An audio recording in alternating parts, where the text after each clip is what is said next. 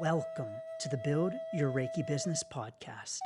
I'm Christian of Standing Stones Healing, founder of the Reiki Business Collective and creator of the Build Your Reiki Business program, sending blessings and best wishes to your Reiki business.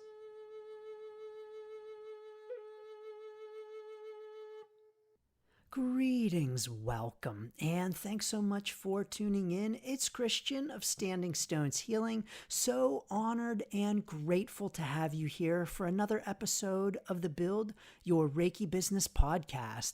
So thank you so very much. In this week's episode, we're talking about intuition. Intuition for your Reiki business.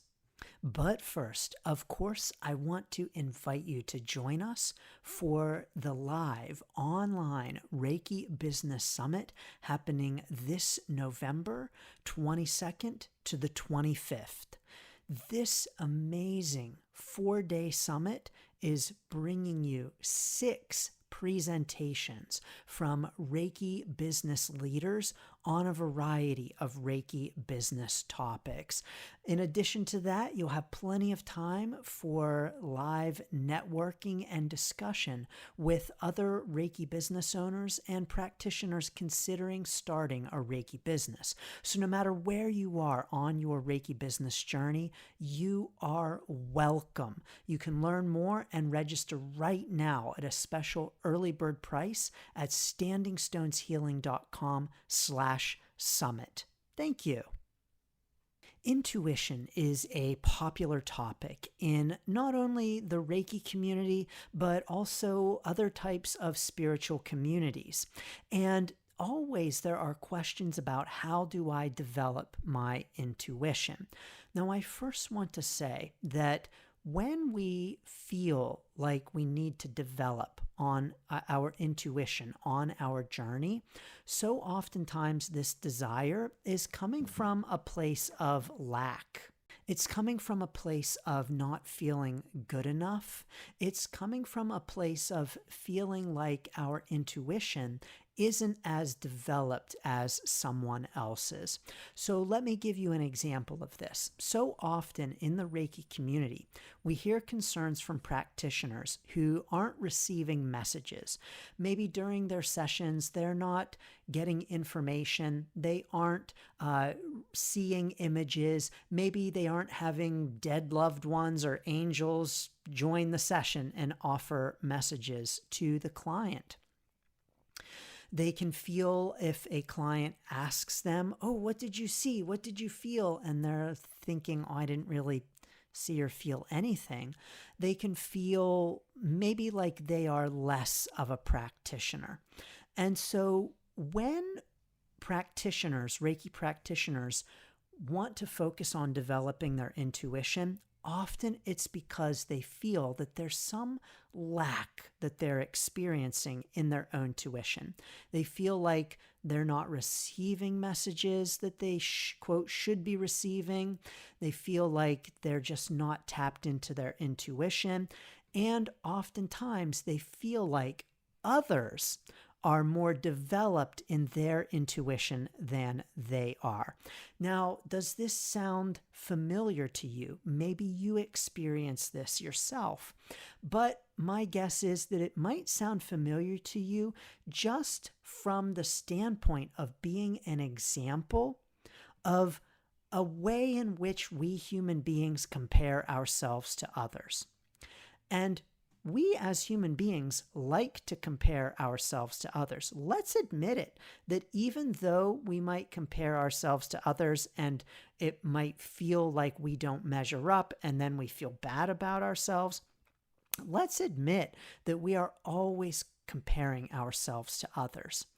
And let's admit that oftentimes Reiki practitioners are comparing their intuition to other Reiki practitioners' intuition. Now, let's just pause for a minute and realize, in a sense, how kind of funny and even silly that is. And so if this is you, I don't mean to say, oh, get over it, silly. I mean to say it's normal, it's natural, it happens not just with intuition, but of course in all kinds of ways. And so in some ways, it may be natural for us to compare our intuition with someone else's intuition. But it also isn't fair. It's not fair for us to compare our intuition with someone else's intuition and to say, oh, their intuition is so well developed, mine's not. What's wrong with me?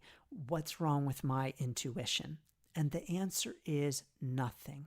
Nothing is wrong with your intuition at all.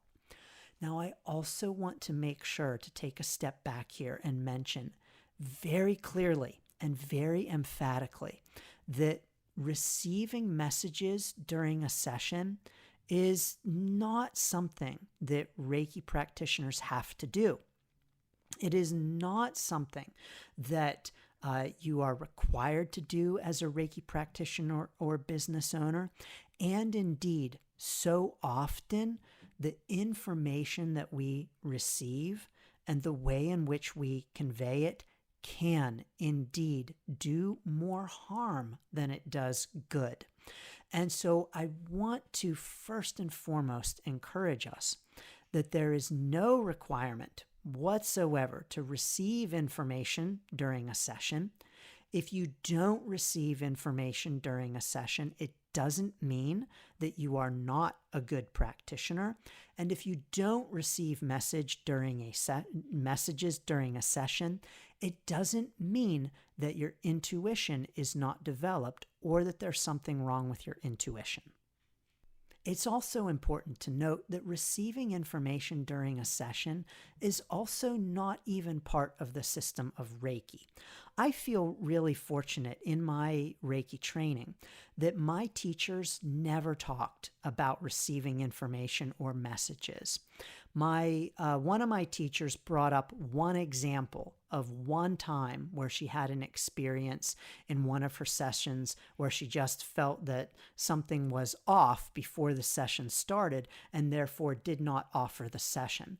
But there was never, ever any discussion about receiving information, what kinds of information you would receive, nothing. And so I very fortunately never had the impression in any of my trainings that this was something that I quote unquote should be doing and that I should be receiving information. So I want to say thanks to my teachers for that. And I want to say to you, Reiki practitioner, that there is no requirement ever to receive information. It doesn't mean that there's anything wrong with you as a Reiki practitioner, and it's not even part of the system of Reiki. So, dear Reiki practitioner, please release the expectation that you should be receiving information during a session. Please release the expectation that you should be passing that information along to a client as well. Release that. There's no requirement to share anything with a client that might come up. And please also, I want to encourage you to release that normal, natural desire that we have as humans to compare ourselves to one another, including our intuition. I also finally want to say that what we call intuition is different for different people. And so even though, let's say in a session when I say, oh, if you don't receive any information, well, to some practitioners that might mean seeing things, seeing angels or deceased loved ones. To another practitioner that might mean feeling things, so feeling heat or cold. To another practitioner, that might mean smelling something. So all of those clair senses, the audience and the sentience and the alience and all of those clair senses, we all have intuition that works in different ways. And so when you think of it in that way, it's actually is silly to compare our intuition with someone else's because, for instance, I'm rather clairaudient. I hear things. And that's one way that I receive a lot of intuitive information. Someone else might feel things, like they might feel something, a sensation in their body. Now, is that better than hearing information? And how do you compare those two? You really can't.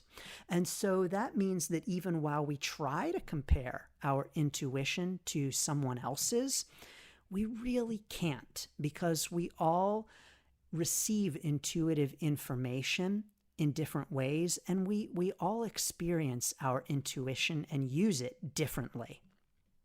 Now, with all of that being said, what if you want to develop your intuition? So you want to make your intuition stronger, more powerful, be able to see or feel or sense more things, or whatever that means to you.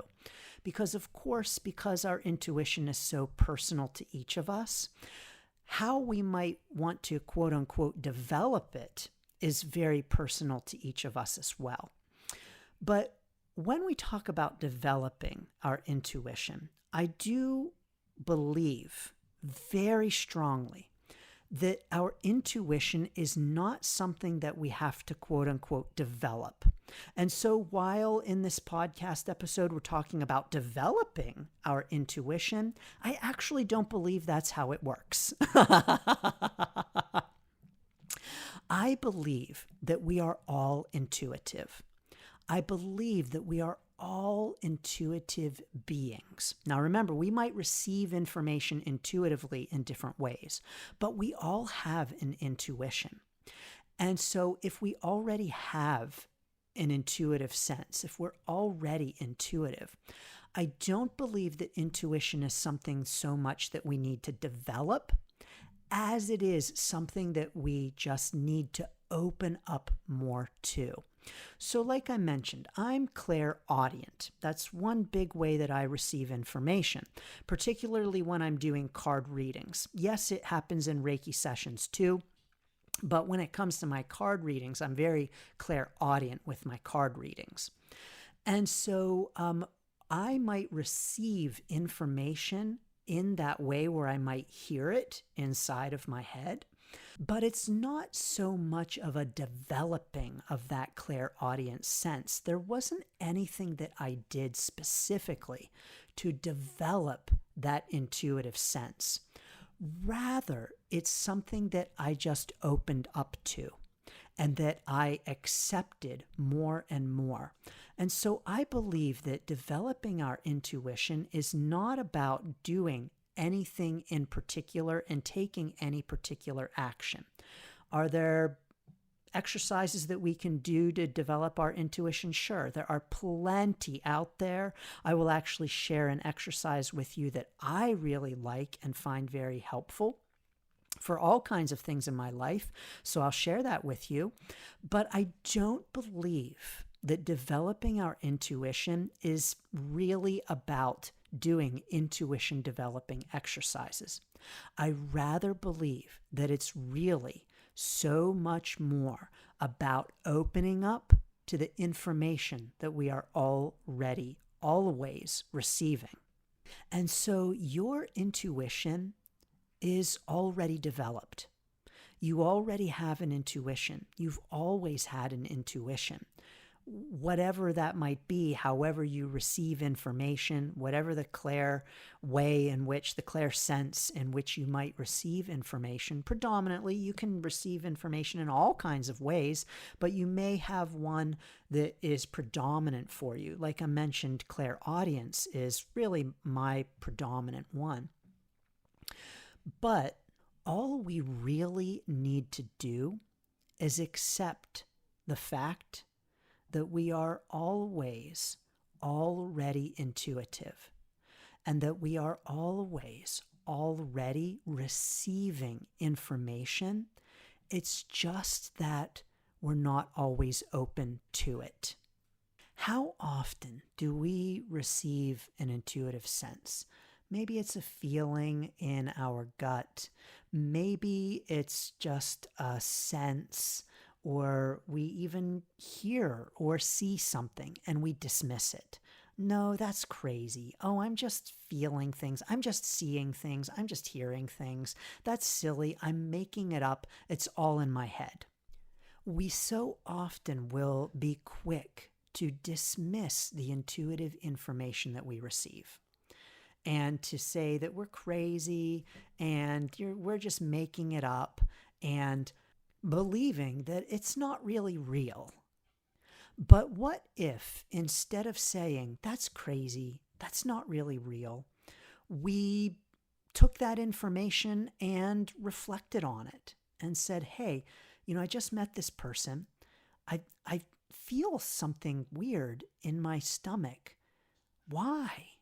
Instead of saying, oh, that's crazy, get over it. There's nothing wrong with this person. They're safe. They're fine. They're not going to hurt you. But to rather pause and say, what's that all about? What's that feeling about? There's just something not right about this. What is that? And to explore it rather than to simply immediately shut it down. Or let's say that you are in a Reiki session and you hear some guidance that, oh, this person needs to drink more water. I'm receiving the message that this person needs to drink more water. Now, again, whether you pass that along or not is another thing. But to rather than saying, oh, that's crazy, to notice it and, reflect on it or not in the Reiki session. Some would say, think about it and reflect on it. And others would say, just clear it from your mind. It's just a thought, let it go, and bring yourself back to the present moment in the Reiki session. But rather than simply dismissing it and saying, well, that's crazy, to just notice it and recognize it and to even honor it. So I believe that our intuition is alive and well in all of us. It's simply that we maybe haven't opened ourselves up to it, or we're not opening ourselves up to it currently. That can wax and wane. Sometimes we can be more open to the messages than others, but it's not that we're not intuitive, and it's not that we're not receiving messages and information. I really believe that it's so much more about not acknowledging them and not opening ourselves up to them, and to even allowing ourselves to be distracted from them. We do live in a very distracted kind of culture with all of the bells and the whistles and the dings and everything going off all of the time, notifications all of the time for everything. We are so distracted. And intuition comes from a deep listening, being aware and in touch and being connected. And it's so very hard to be aware, in touch, and connected, essentially to be paying attention when we have so much distraction. And so if you are challenged to listen to your intuition or to even recognize that you are intuitive, I want to encourage you to consider the ways in which you may just simply be distracted. And you may just simply be distracted from your own self and your own connection with yourself. And so in that way, I really believe that our intuition is always communicating with us. It's just simply that maybe we're not listening. And we're putting up the blocks to paying attention to the intuition. Of course, I want to encourage us to release judgment of ourselves for this, because especially with our current dominant Western culture that really encourages us to be distracted, that this is not easy. And so if you're challenged with listening to your intuition, it's not you. It's a product of our way of life. But rather than doing any kind of exercises to develop our intuition, I really encourage just getting still and quiet and listening and noticing when we receive information and acknowledging it and recognizing it and dismissing those thoughts of, am I crazy? I can't say this. I can't tell you how many times during a Reiki session or a card reading where I've received a message or information and I've thought, that's crazy. I can't say that. That's ridiculous. That's crazy. And then I end up saying it and it resonates. It happens all of the time. And I've just simply learned to be open to it and to, even though I'm like, that's crazy, to recognize that actually it's really not so crazy as I might think it is. And so, of course, there are exercises that people will advocate for developing your intuition. For instance, like pulling a card and not looking at it, and then like putting your hands around it or putting it up to your head and trying to guess what the card is. What's the color of the card, or what's on the card, or whatever, and using your intuition. Now, I don't know about you, but when I do activities like that, when I do exercises like that, I like never get it right. And then we have the feeling of, oh no, I'm not good enough. Oh, I need to develop my intuition. Oh, there's something wrong with me. Oh, other people got it and I didn't get it, and therefore my intuition just isn't developed. No, it just means that you don't have X-ray vision and you can't see through to the other side of the card. It's called intuition, not knowing everything. And so I'm honestly not a huge fan of exercises like that help us, quote unquote, develop our intuition. And again, I don't think it's so much of something that we have to do as it is just simply an opening up to the information that we are already receiving. Now, one way that I really like to do this, and I've used this, I developed this method years ago, and I've used it, I've shared it with my students, not just students in my Reiki courses or my other kinds of courses, my Unlock Your Card Magic card reading program, but I mean, even I used to use it with like my business students, because it really is a powerful practice.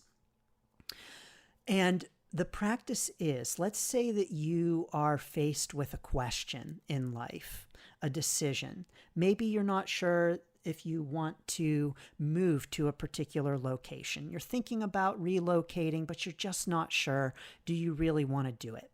I recommend taking a penny. And you take this penny and you say, okay, heads up, I move. Tails up, I don't move. And you flip the penny. You catch it in your hand without looking at it. Flip it over on top of your wrist and see what the penny says. I have made many, many life decisions in this powerful way. Now, before you say, holy cow, Christian, you've made major life decisions based on what a penny says. No, this is how it works. Once you have that penny flipped over on the top of your hand with your other palm over it so it's hidden, take your hand off of the penny and look at it. The very first thing you feel or hear or whatever other sense you get, the very first thing is your answer, because this is your intuition talking to you. This is the essence of what it is you really want deep inside and how you really feel about it, because it's in that split second moment before all of the thoughts have come flooding in that cloud your judgment. That's where the true answer lies. And so let's say you are considering the move. Do I move? Don't I move? Heads up, I move. Tails down, tails up, I don't move. You flip that penny, put it over on, catch it, put it over on the top of your other hand, and then you look at it. Boom. What's that first thing that you feel immediately when you see whether the penny is heads up or tails up? What is that feeling? So let's say it says heads up and you feel, oh my gosh, the move. Yes, I'm moving. Boom, there's your answer. You want to move. You're excited to move. The answer is to move. Or you lift your hand off of the penny and it's tails up and your first thought is, oh no, do it again. There's your answer. You don't like what the penny says. You want to move. That's the moment of connection with yourself. Call it your higher power, call it your intuition, whatever it is that you want to call it. That moment of clarity is the answer. That's when you are allowing the information to come in, to arise, rather than to allow it to be clouded over by the thoughts that immediately come in. Because of course you immediately see that it's tails up and you're like, oh, no. And then the thoughts come flooding in. Well, maybe I can stay here. Or maybe it's not so bad here. The penny says tails up. So, I guess it's just not meant to be. No, that's not the answer. The answer is the very first feeling you felt, the first thing that popped up for you before all of the thinking began. That's where your intuition lies. That's where information is coming to you. It's in the moments when you're not thinking. It's the split second when you receive that information and before all of the, that's crazy, I can't think that, I can't say that, where's that coming from? That dismissive kind of talk. That's where the intuition lies, and that's something we all have. And so really, when it comes to developing our intuition, I want to encourage us that it's all about that split second when we receive information, that split second before all of the thoughts come crowding in and cloud over that feeling or sense that we had. So, what are your thoughts on your intuition? What are your thoughts on developing intuition? Are you going to give the penny trick a try? Try it out and let me know what you think. And join us in the Reiki Business Collective to tell us all about it at facebook.com/groups/Reiki Biz. I do talk more about these kinds of ideas, including another exercise that I like to do with my card reading students in my Unlock Your Card Magic program. Please feel free to check it out at standingstoneshealing.com/magic. I'm sending so many blessings and best wishes to your intuition, the intuition that you already have. The question is, are you simply going to open up to it and recognize it and honor it? Sending so many blessings and best wishes to your Reiki business. Thanks for tuning in to the Build Your Reiki Business podcast.